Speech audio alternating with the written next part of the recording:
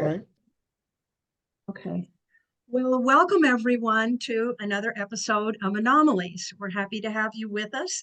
I'm Gwen Farrell, your co-host, and today I have Dan Hall with me. How are you doing, Dan?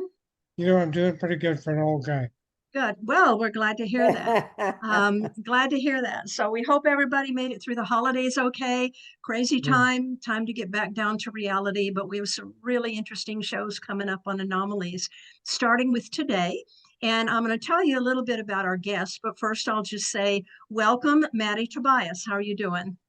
Pretty good. Thank you, Gwen. I'm Good, glad to good. hear from you. Good. We're glad to have you with us. So, okay, I'll tell you something about Maddie's very interesting background. So, our guest today, Madeleine, or Mady Tobias, has had a lifelong interest in ufology and anomalous experiences. She is a retired psychotherapist who worked with veterans with PTSD from combat trauma and sexual abuse. She was also in private practice for many years, working with adults victimized in childhood and past members of destructive cults, which we're going to talk about today. She is the co-author of the book Captive Hearts, Captive Minds, Extraterrestrial Contact, What to Do When You've Been Abducted, and 3 other books on mind control, cults, and recovery issues. Mady became a MUFON field investigator in 2016 and was immediately drawn to helping experiencers and those affected by their exposure to UFO phenomenon, individually and in groups. And she sees many similarities in the after effects of both destructive cults and abduction experiences, which we hope she's going to share with us today. Mady is the mental health advisor to the MUFON Experiencer Resource Team Executive Committee, and she works with the Organization for Paranormal Understanding and Support, OPUS, providing support to experiencers, and she has a support group for her experiencers. Her latest book, Dogs, Gods, and UFO, a memoir of hers, is available on Amazon. She is also a Reiki master and volunteers giving Reiki to patients in hospice organizations. Mady Tobias, welcome to Anomalies. Thank you, Gwen. Thank you very much. I'm going to talk about cults today.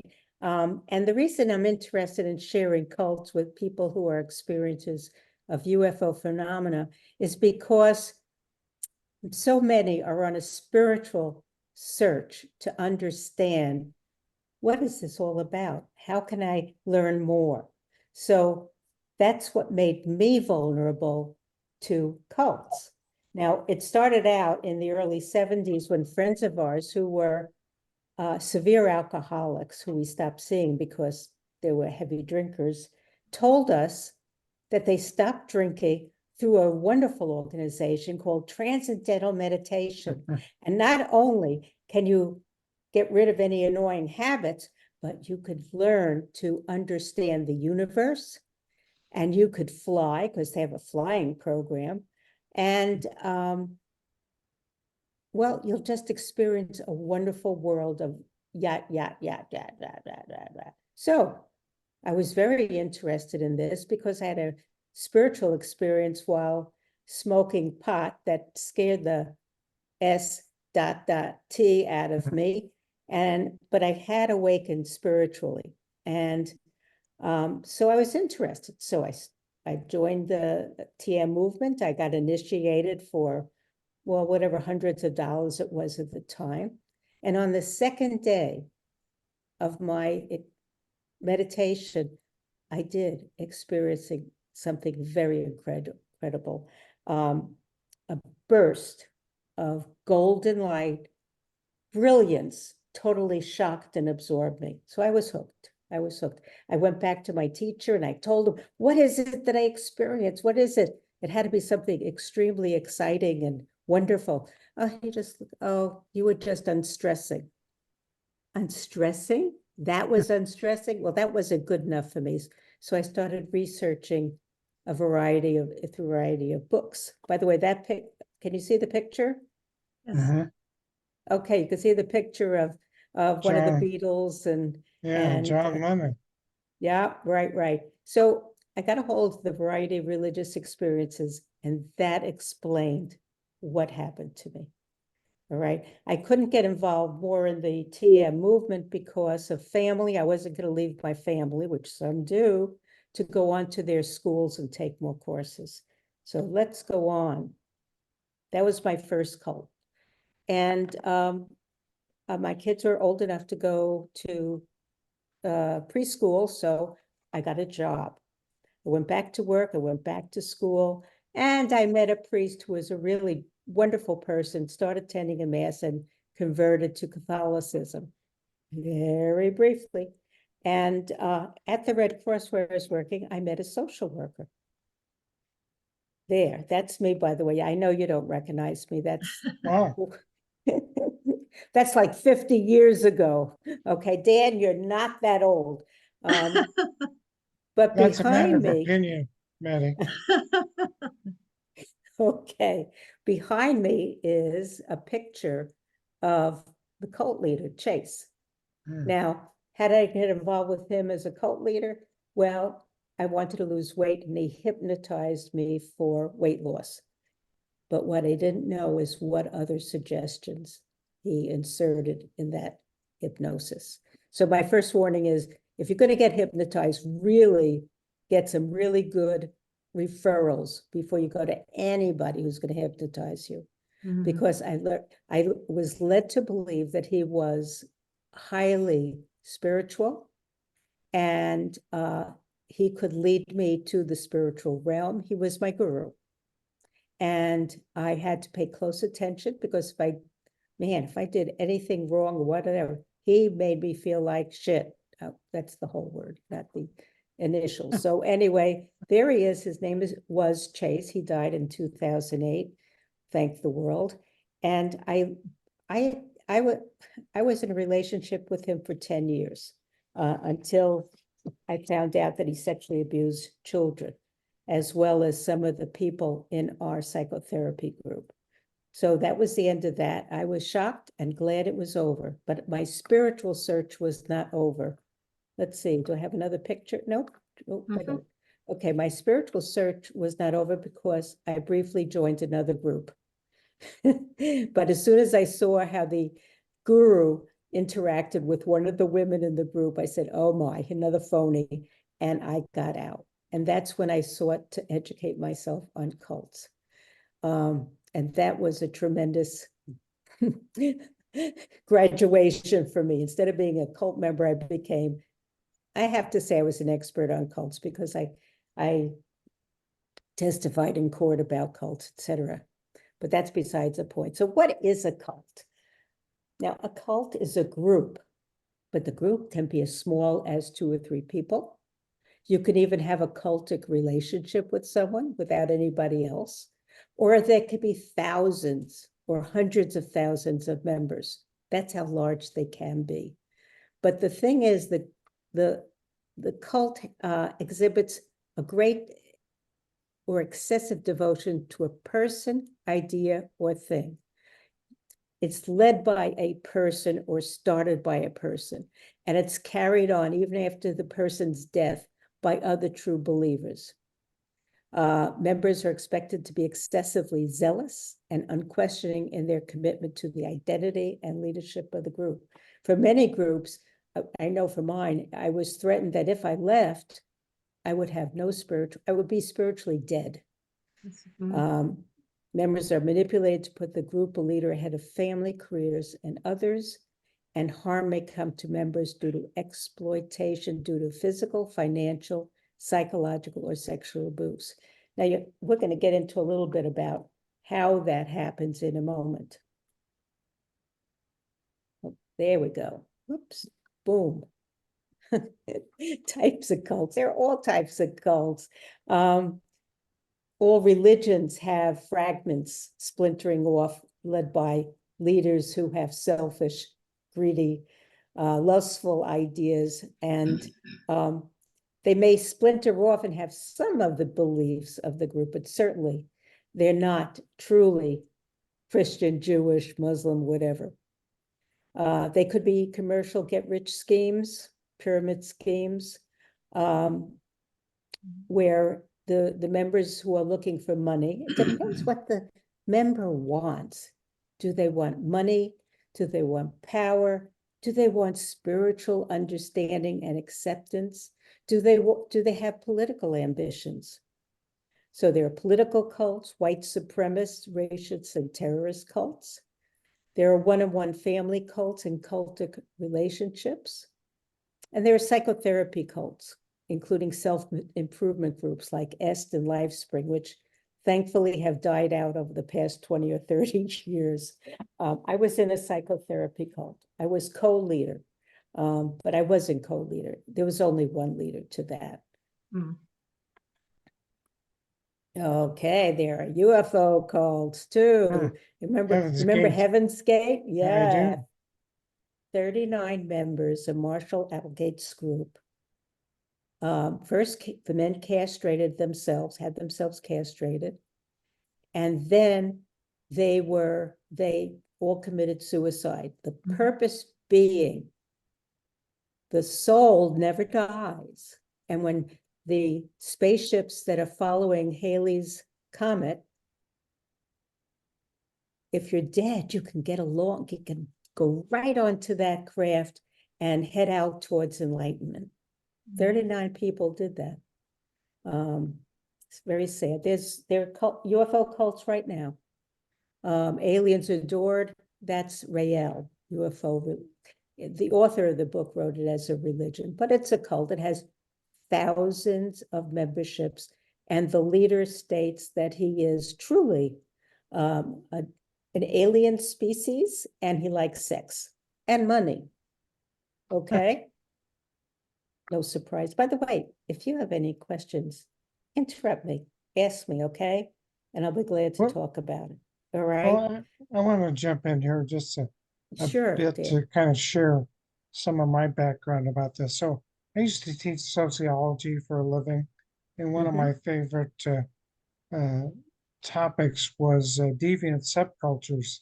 And we used to talk a lot about Jim Jones and the People's Yes. Temple of Right. Guyana. And the other thing you got me thinking about, you mentioned political cults. My other degree is in political science. And I really think about the modern Republican Party. Oh, I wasn't going to And get political, so you well, can. you can, it's okay with me. It's okay Yeah. with me if you do, but that seems very cult-like. So what Right. would you, I'm asking for an opinion about that. What would you say about the I agree Republican with Party? you 100%. Mhm. Okay. When we talk about a political cult, we talk about a leader who engages the interests and the needs and desires of his followers. And not everybody is going to join or believe in him, who's Republican, but those who have anger or feel somehow robbed of something, whatever, tend to listen or get involved in all the stuff that's on the web about it. They're very vulnerable to that. I mean, not 100 years ago, well, about 75 years ago, Hitler came into power utilizing the population's fear after World War I and neediness and insecurity and fear of the future.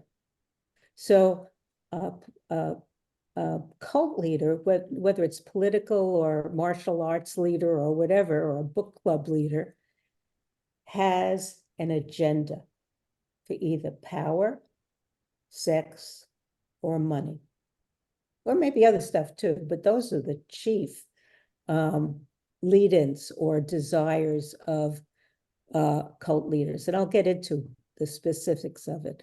But why am I talking now about cults to people who are interested in ufology? And this is where I think it's so important. When you have a UFO experience, whether it's an abduction or meeting extraterrestrials or awakening in this subject, there's such a desire to know, why me? What happened? What does this mean? I get calls all the time, people showing me writings or drawings or pictures or whatever, and they want to know the meaning of it. So there's a search to understand something that is really, especially initially, weird. And they may not be able to talk about with their family or their husbands or wives or whatever, because we're looked at as if we're nuts. I'm the only one in my family who's ever had experiences. And when I wrote my book, Dogs, God, and UFOs, it confirmed in some of their minds that, yeah, I was nuts, all right, that I had these experiences. So I'm the only person in my family who's had these experiences. So that's why I wrote the book, because I needed to understand why me. What is this all about? How did this happen? So the people who've had experiences are very, very frequently spiritually awakened by it. That many, or most, feel this is a beautiful, wonderful, enlightening experiences. They want to know more. And so they'll seek people who can help them to understand what happened. And frankly, I can recommend books. I could talk about, I usually don't talk about my own experiences, but I share with them what I've learned. And then through a group, other members share what they've learned. It's important to have community. Otherwise, the isolation for many is so difficult. And that's what makes them vulnerable to people who promise them, join my group, pay $500, and I'll show you how you could see UFOs. Or I am a spiritual person myself, and I'm part extraterrestrial, and I have guides, and I can tell you how to advance yourself spiritually. Those are just some of the come-ons. And they always involved money, sometimes sex, but some people just love being grandiose and having a following. So we'll go on and stop me anytime. Go Let me ahead, go Dan. back to one thing. Yeah. And this is your own personal experience. How did you, and this is kind of fascinating to me, how did you know you're in a cult?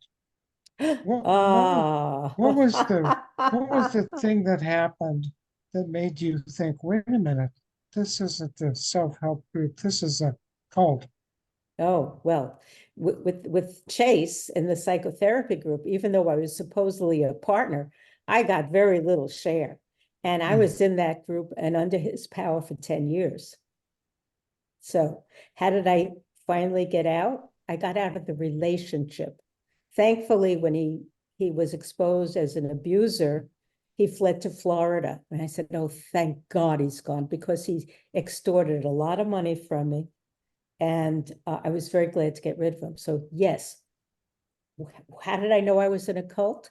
Well, in Connecticut at the time, there was a chapter of the Cult Awareness Network, and I heard about it, and I started attending meetings.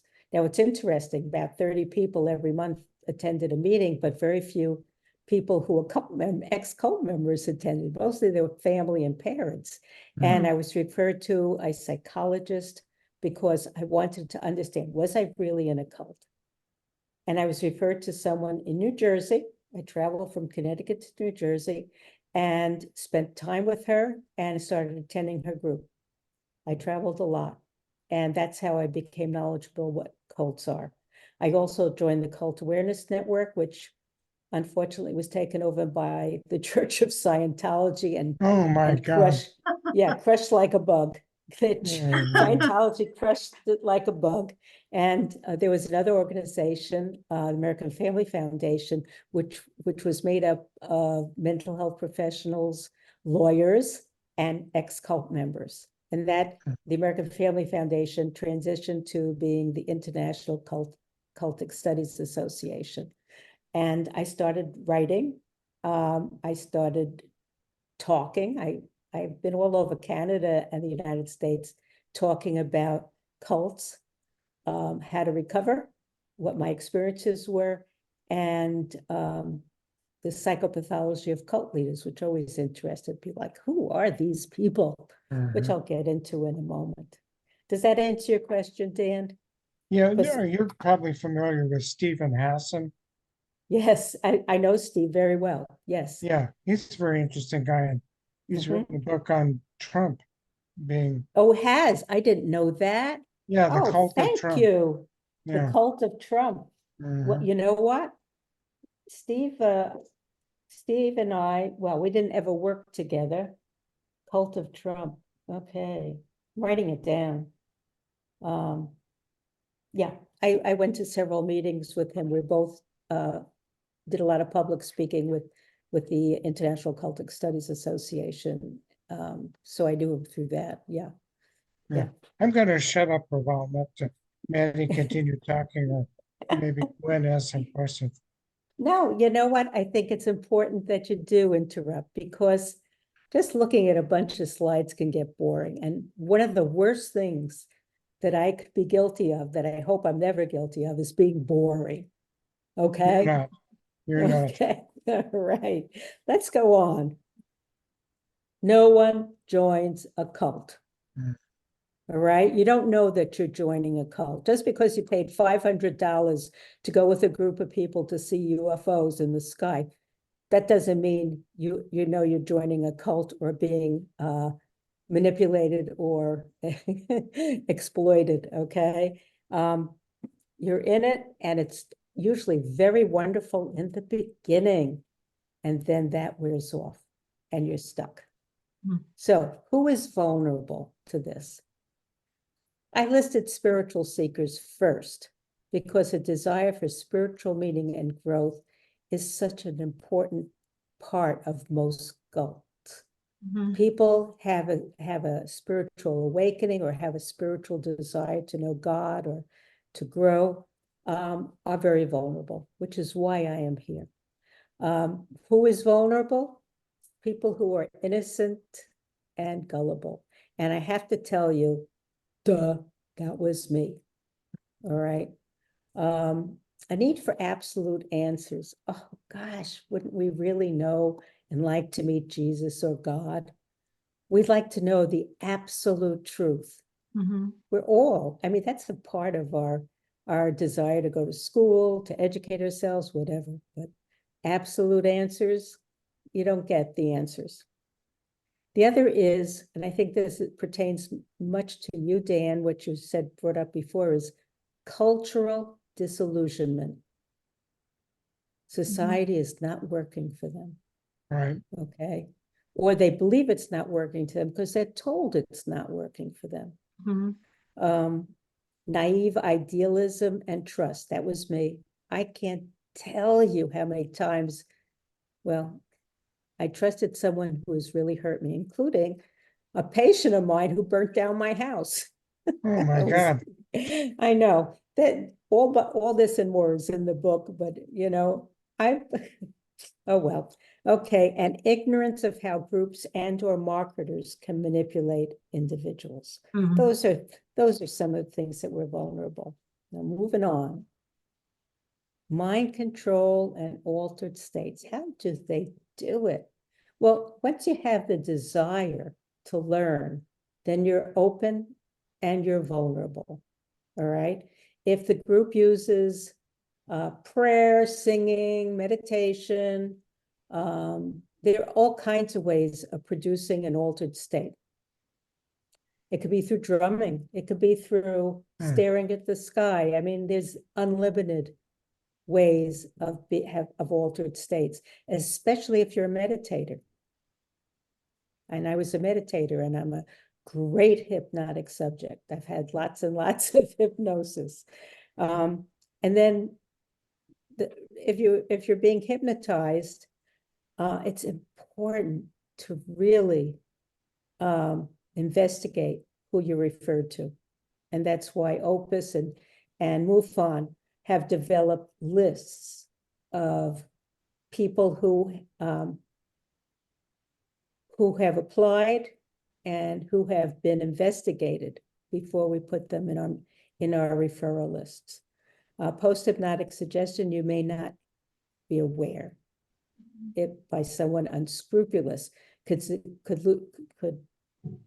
utilize suggestions for weight loss and tell you I was thin for 10 years. but I also lost thousands of dollars in real estate investments, and I got canned, I got defrauded. So post-traumatic suggestion is something you will not be aware of. That was my third cult, sound Darshan Singh. Isn't he lovely looking? Pretty After, benign. oh, so benign. He's what a lovely face he has. Well, I was referred to him after I left Chase, or Chase left me, by a sociology professor who was an acolyte of his, someone I liked a lot. She was a friend. She says, "Oh, this is the real thing. Chase was a phony. This is the real thing."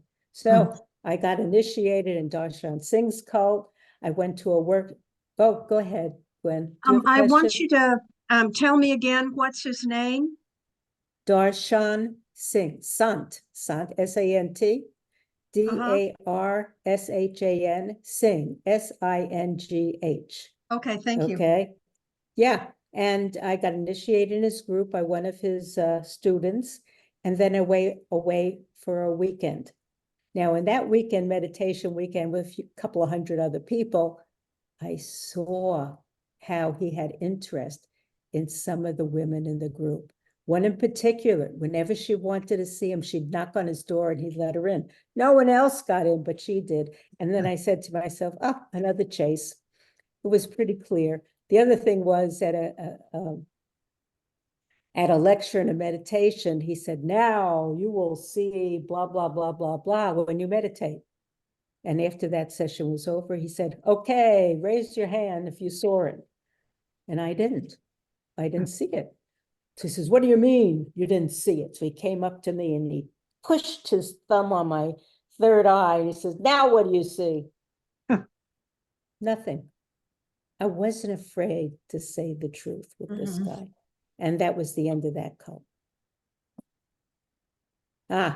Recovery.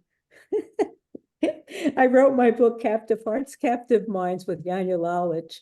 And very shortly after it came out, Oprah Winfrey invited me on her show. I said, oh, I'm going to be rich and famous. All her authors become rich and famous. Wow. So I was on the show, and you could see the gift I got was the mug, Oprah's mug, and stayed at a nice hotel with wonderful food for overnight. And then it never went on the air. It never went on the air. And what happened was, the day the program was supposed to air, O.J. Simpson did his Bronco run up Santa Monica Boulevard. The show was preempted. And a year or so later, a friend of mine called. He says, you woke me up. What do you mean I woke you up? He says, yeah, I fell asleep. I was in bed and I heard your voice. And his TV was on, and the Oprah show ad at 3:00 in the morning. So that I never become famous, and I didn't get rich. Is that better? Yeah, okay. So interesting enough, the book sold out 5,000 copies, and it was translated into both Spanish and Japanese. And I contributed to 2 other books, and it got converted into Take Back Your Life. And I wrote a chapter for recovery from cults and cult recovery, a clinician's side. So those were volunteer groups that I wrote for. Whoops. Uh-oh, I think we're done with that. Okay, I would like to tell you, the one thing I had a slide of, and I deleted it for whatever reason, was talking about who are these people? How could you recognize them? All right, the people who lead groups. At first I called them a psychopath. They're not necessarily a psychopath, but they are malignant narcissists. They only think of themselves. At first, you may think of them as loving and wonderful, but when you get to know them, you get a little picture. First of all, they're very glib and they have superficial charm. They're manipulative and cunning, and they have a grandiose sense of self. Many of them will say, I am a descendant of so-and-so, or I am I am an Arcturian, I'm really a Pleiadian, or whatever. They'll tell you that they're descended from something or whatever, as if most of us had lives off planet anyway, but we don't know that. But anyway, that's a belief I have. But they're pathological liars. They lack any remorse, shame, or guilt. And they truly do have an incapacity for love. They may look like they're loving, but in their relationships, they are definitely not. They're impulsive, poor behavioral controls. They're irresponsible, and they're parasites. They're parasites off of their followers. So there you go. Cults. I'm glad I'm out, and I never thought I would be talking about this 30 years later, because I got out in 87. Is that 30 years? Maybe 40 years? Long time ago. A But long you time know ago. what? Yeah. Doesn't matter. It's still relevant today. Mhm. That's the scary part. Yeah, unfortunately, I think it's as long as humans function as they do, as long as our brains function as they do, as long as we have the needs that we do, then we will always be vulnerable to things like Right. this. That's just who we are Exactly. in this reality that we Exactly. live in. And Right. one thing that you mentioned is that there's always money involved. In the cult, it's always asking for money for tuition or for donations or things like that. Right. And I think many people, maybe most of us, when we pay for something, especially if we pay a lot for it, we think that validates it. We think I paid a lot of money for this, so it's got to be good. That's And right. yeah, and so that makes it worse. If you got it free, then maybe you wouldn't be so attached to it. But yeah, we have a tendency to do that, is we tend to think of it that way, and so that's a Right. hook, a great hook Right. for the person who's doing it. Absolutely. Mhm. Absolutely. Especially if they have a religious gown on them somehow, or oh well, or Mhm. presidential aspirations. I don't know. So I didn't want to alienate anybody by talking about politics, but I think it behooves us to really look at who we're trusting our votes with. Mhm. Yeah, I think that's Yeah. crucial, Maddie. And I my do too. background is UFOs and stuff like this, but as a political science guy, I think a lot about this, you know? Mm. So we've got a country now where we're going to have a presidential election. I don't mind talking politics. Presidential election where one of the candidates, prospective candidates, is probably going to be a convicted felon. And the MAGA people, the Make America Great people who are following him. I mean, how do you talk to somebody like that to Right. get them to see that they're part of a mind control experience?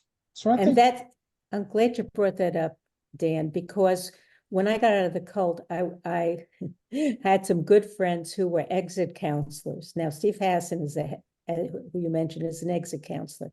They're not deprogrammers. Deprogrammers were early in the anti-cult movement, and the parents would kidnap their child, and right. they would, isolate them and be talked out of the cult. Well, I didn't do that. I was an exit counselor, and a team of us would be hired by the family. I've been to Canada, all around the United States, with 2 or 3 people, and the person would invite their cult member in. They were always allowed to leave, and we talked to them and showed them some films, and talked. In fact, one of the films we showed him was called Captive Hearts, and it showed you how you could hypnotize somebody and get them to forget things or not remember things or whatever. Mm. And that's how I named my first book, Captive Hearts, Captive Minds. So we executed people out of the group, and when you talk to people realistically, rationally without any coercion, give them all the freedom to come and go, they leave. So it was very effective and very heartwarming to be able to do so. Yeah. So, any other questions about that? Well, I've got a ton of them, but I don't want to monopolize the discussion from a political standpoint. That Okay. Gwen, Well, why let's- don't you jump in? What I'd like to say is, first of all, very interesting information and good for everybody to know. Even if you think you're never going to be face a cult or have an opportunity to get into a cult, there's commercialism in so many different areas and levels in our society and in media now. It's a good thing for us to just be aware, and so it's really good information. Also, having been involved in the UFO field and with experiencers for many years, never as a mental health professional, but to do work with them as a therapist, is that I think this is really important. Because I think sometimes we tend to think, oh, that's something different, because we are, I would say, a unique population in certain ways. Experiencers are experiencers of contact. And so we tend to, I think, sometimes don't think that we can be regular people and that we can get involved in things that regular people can. So by speaking with someone in a group like Opus or in your own group, and being aware of that without disparaging anyone for what they think, is very, very important. Right, right. Especially when we are on a fringe ourselves, not because our ideas are fringe-worthy, but because we speak of and part of a group that differs from the majority of the population. And for many, we're isolated from others. And there are not that many people that we could reach out to. That's why Opus is so important. So important that there's people out there who are trustworthy and everything is confidential. And I'm really thankful for Opus to be a part of it. Yeah. Yeah. So let me see if I have any other questions. I was going to ask you why you think so many cults are founded in religions, or not necessarily religion, but religious groups. But I think you kind of I think you kind of covered that when you talked about people who are interested in spiritual things, or they have a spiritual experience and they want to keep it coming that way. And so that may have answered my question there. But I've always kind of wondered about that. You know, why do they all seem to be, or many of them seem to be involved with religion, of some religion? Right. And now what we're seeing with experiencers is many of them don't have a strong religious base, but they're very spiritual. And some of them for the UFO experience opened up a door that they didn't even know they had. And it creates a desire for knowledge. The same thing with psychotherapy cults. When I was in mine, there was a group called the Sullivanians. They owned a whole apartment house in Manhattan. Yes. I met one of the women who had belonged to that. And it was a searching. People are searching for answers. We're curious. And especially if the group appears to do good for the world, then it's okay. Of course, not all cults are doing good for the world, but there's a promise that it would. So religious or if there's a kind of a them versus us mentality in the group, which is so dangerous, like with the Jim Jones group and other groups like that. You know, we have to protect the world. We have to do better for the world. Scientology, I think, is motivated in that way as well. Is, you know, making the world a better place to live, and good people who really care and are really spiritual, then I think are the ones who find themselves into that, into a group like that. Yeah, just trying to, I was hoping that Scientology Phoenix would come and talk to Anomalies. I invited them to come, but they haven't answered us again. So in the new year, I think I'll bug them a little bit more and see if I can get, not because I want to try to grill them in front of anybody, but I'd like for them to really talk about, what it means to them and why they're involved in a group like that. So we'll see. okay. I'll talk to you later about that. Okay. I'll tell you why. I had a client who was a Scientologist, and they ripped off thousands of dollars from her. She was a physical Oh, yes. therapist, Mhm. and she was good prey because she was capable of getting more and more credit cards to use to take their test. She was in debt thousands of dollars, Oh, and sure. she finally got out of Scientology and sued them. And I was treating her. I was her therapist, psychotherapist. And so I was called in for a deposition with her, with two Scientology lawyers. And I was trained in hypnosis, neuro-linguistic programming, which is a very subtle type of hypnosis, by the way. And the two women came on strong, ready to battle me and put me down and put their client down, et cetera, et cetera. And while they were deposing me, I hypnotized them. Really? Really. What I did was I used NLP, neuro-linguistic programming, to match their posture, their words, their tone. And for 2 hours, they were unable to attack me or the client. They were put in a rather numb stage. Then we broke for lunch, and they, of course, called back to headquarters, and they got their asses reamed. Oh, And they came back for lunch, and they attacked me with fury, which shows you two things. People but who've been in cult. it was a demonstration about what can be done for them. Yes. And like what could you have done better than that to make them understand it? So no, I didn't try to make them understand it. I had to declaw them. I had to take away their weapons. I didn't try to make them understand Scientology. I had to neutralize them because I knew I was going to get creamed, and I did the second. And you did the second part. I did. I got it. But I think that's important to understand. Here I was up against two hostile people, and I was able to put them into a mild trance. So that's how powerful altered states could be. Yeah.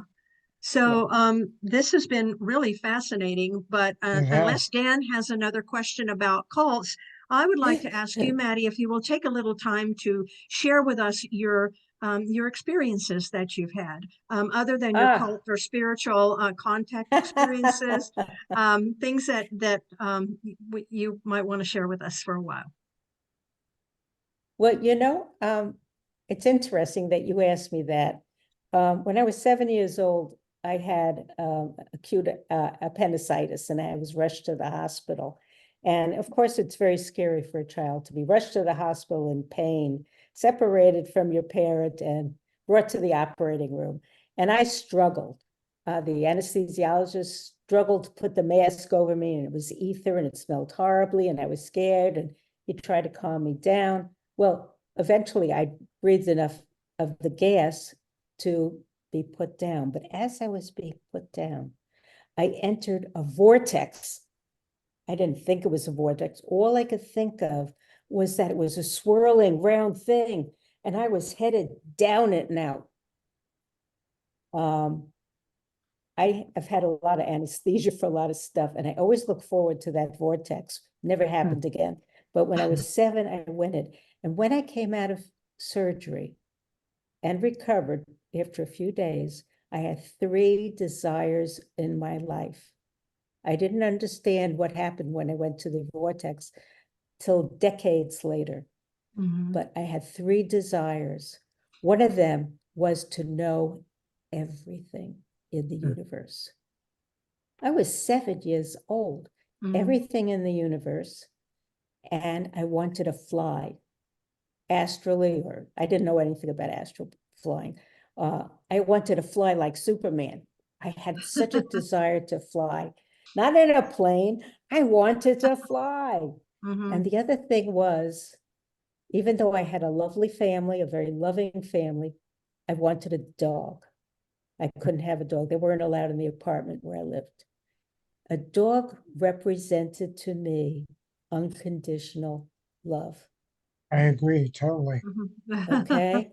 So I wanted to fly. I wanted immense knowledge, and I wanted that love.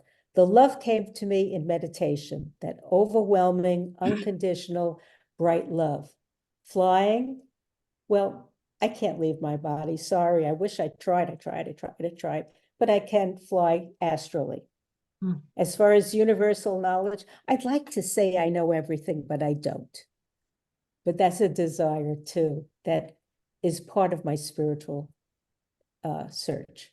But I was told later on by someone I trusted, a psychic I trusted, she said, Mady, you were taken to safety. You went through a portal and you were taken to safety. And obviously I was educated a little bit to come out with those three desires. Sure. And that's why my book is titled Dogs, God, and UFOs, because dogs are such an important part of my life, and the love they give us is incredible. And God represents the spiritual aspects that I have grown through over the years. So that's where Interesting. that comes from. Yeah. Thank you. Is it- Do you have a final question that you'd like to ask before we closed in? Well, I'm going to extend an invitation to Maddie if she wants to take advantage of it. So I'm going to start a new podcast that doesn't have anything to do with UFOs, paranormal. It's a political podcast. And I think you would be a great guest to come on and talk about the cult-like behavior that we're seeing in our political landscape. Is that something you'd be open to? Sure. I think that's a very interesting. It's not an Opus podcast, is No, no. it? It's just Dan and a friend of mine from high school who are really concerned about the 2024 election, and we Mhm. want to do something to prevent Okay. certain outcomes. Anyway, Well, just the only you'd be the preventing, okay, I don't see any way to prevent outcomes. All right. And I know you may want to quash this last bit of the snip it out, but I think that's one of the many challenges we have coming up in 2024. We have climate, Mhm.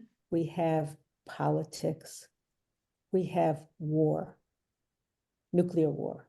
Mhm. We have really three incredible threats to mankind. All right. The political is one part. Yes. Okay. But climate, millions of people are hungry, Mhm. thirsty, dying. They're getting sick. More and more contagious diseases are spreading in the United States. I just read about it through, on any news feed that there are new viruses, there are new all kinds of bacteria, et cetera, that are new or old, but coming to the United States. So climate is going to huge. wreaks a lot of danger. Okay. So the political aspect, yes, there's danger. I see there's danger no matter who wins. No one's going to be happy. You're not going to make the whole country happy. And then, of course, we have China and Russia. So the threats are many. And it's important. I think that's one of the reasons why experiencers, us included, are looking for spiritual answers in a solid physical world that's getting kind of scary. Mhm. Yeah. Well, I think we would agree. Anyway, I ahead. might invite you to be part of that if you would Okay, I'm consider going to that read, down the road. I will, I'll read Steve's book. Okay. All Thanks, right, Maddie, Dan. for Yeah. You're being here. very welcome. My Okay. pleasure. Yes. We usually like to end with a question. but you just finished kind of expressing your opinions on those. But I'll ask you to take what you just expressed with us and what you think the challenges are, and tell us what you can see past this year in the long run for humanity, if you could see the whole big picture. How do you think overall we are doing? And do you think there's hope, or do you think that something big is going to have to happen and maybe we're going to have to start from scratch? Wow, Glenn. Wow, what a question. Well, I think climate alone will, we've entered the Anthropocene age. We have diminishing species without fixing climate. And in fact, they already say that we can't make it cooler. We can only prevent it getting warmer. Hotter. Warmer. Right. Mhm. All right. I think eventually, whether it's 30 or 40 years or whatever, we'll all be extinct. Sorry, but that's my thought. Russia and China are always a threat. Iran is a threat. Look what's happening in the Middle East Sure. and the Mediterranean. I mean, we have no shortage of enemies. So, so what do I think? I'm sorry. I think in the worst case scenario, what I hear from experiencers, I don't want to claim this for myself, but I truly believe that there are so many extraterrestrial species that will be helping us through this, whatever final stage. We're not alone in this universe. I truly believe we have support. We have guides, we have spiritual entities who are here to help us, who are with us. And they do not interfere by knocking off all the nasty people in the world. They don't send air conditioning to our climate, but they will help our species. So I don't think we're alone at all in this. So I'm hopeful. Good. Well, that's wonderful. I appreciate your Yeah. honesty. The information you've given us today is truly amazing and so helpful for people. I'm sure that our viewers are going to enjoy it a lot. And so I think now it's about time for us to let you go. And what All we would right. like to do, if you don't have any closing statement that you would like to make. I think I just did. Okay. All right. That's good. Where do you go from there, right? Yeah. So For a nap, I guess. a nap sounds Nap, good to me. Okay, so well, thank you everybody. Thank you everybody for joining us, and Thank for you, Mady Gwen. and for Thanks, Mady. Dan All today. right. I'm going to just very briefly run through some of our upcoming episodes so that you can know what's coming and check us out when you have time to do that. So on Friday, January the 12th, we have a gentleman named Howard Beatty, who is going to talk to us about his near-death experience and what he knows about that. So that should be very interesting. Then on January 19th, we have Rhonda Hall, who's from Southern Arizona. She is a UFO conference producer, but she's also a psychic and a medium, and she's a genealogy researcher. And she's going to bring to us some very interesting things that she's found out about bloodlines that should make a very interesting show. And then I think we have a couple days off. And the next time we have someone is Dr. Robert Farrell. He was also from Arizona, who's going to talk to us about the mummies, the Peruvian mummies that were recently on TV. And we probably will be getting more people as we go along, but those we have already. And so we want to just say thank you to everybody. Thank you again, Mady, and good luck with the new year. And I think I'm just going to sign us off if I can figure out how to stop. To our listeners, make sure to like and subscribe to our channel. Yes, please do that. I always forget to Oh, ask. yes. I was going to say, how does one watch? Do that. And right. And you can get us at Anomalies Podcast, the @ Anomalies Podcast. And we also want to ask you, Mady, how can people contact you if they would like to talk to you or find out about your group or about your books or anything else? Do you have a website or a? No, an email address that you would like to give us, or? Sure, I can give you, do you want me to give it to you now? Yeah, sure, that'd be great. It's Mady, MADY, T as in Tom, OO @hotmail.com. Okay, All thank you right. very much, You're everybody. very welcome. Have a good week, and we will hopefully see you all soon. All Bye-bye. right. Bye, Maddie. Bye Bye, bye, Maddie. Dan and Gwen.